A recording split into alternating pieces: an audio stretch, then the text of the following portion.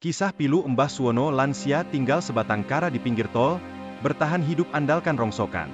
Kisah pemulung lanjut usia bernama Mbah Suwono yang tinggal di pinggir tol, viral di media sosial. Pria yang hidup sebatang kara itu, harus berjuang sendirian demi bisa melanjutkan hidup. Sehari-hari ia mengaku mencari rongsokan. Tidak ada tempat istirahat yang nyaman setelah ia bekerja seharian. Kisahnya viral setelah dibagikan akun TikTok Anakos 490, beberapa waktu lalu. Mbah Suwono mengaku dirinya asli dari Lamongan, Jawa Timur. Namun kini ia tinggal di pinggir tol yang ada di Surabaya. Ia mengaku biasa tidur di bawah jembatan tol.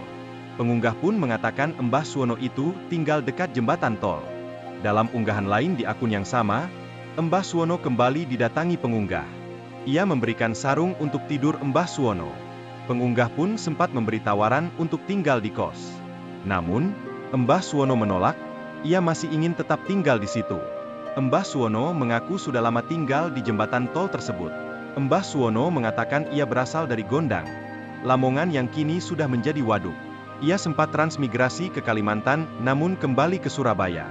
Ia bekerja sebagai buruh bangunan, hingga mencari rongsokan. Mbah Suwono mengaku bersedia ke dinas sosial, dan sejenisnya ketika ia sudah sakit parah. Video itu mencuri perhatian Ketua Yayasan Gria Lansi Malang, Arif Chamra. Hingga akhirnya, Arif Chamra pun langsung mencari keberadaan Mbah Suwono. Melalui akun TikTok Mbah Suwono, Arif Chamra mengunggah saat dirinya mencari keberadaan Mbah Suwono. Lokasi tempat tinggal Mbah Suwono itu tampak dipenuhi dengan rerumputan. Untungnya Mbah Suwono masih ada di tempat tinggalnya itu. Ia terlihat canggung saat ditanya-tanya oleh Arif Chamra. Hingga akhirnya, Arif Chamra pun menjelaskan kedatangannya yang ingin membawa Mbah Suwono ke tempatnya. Membujuk Mbah Suwono agar mau ikut Gria Lansia pun membutuhkan waktu 2 jam.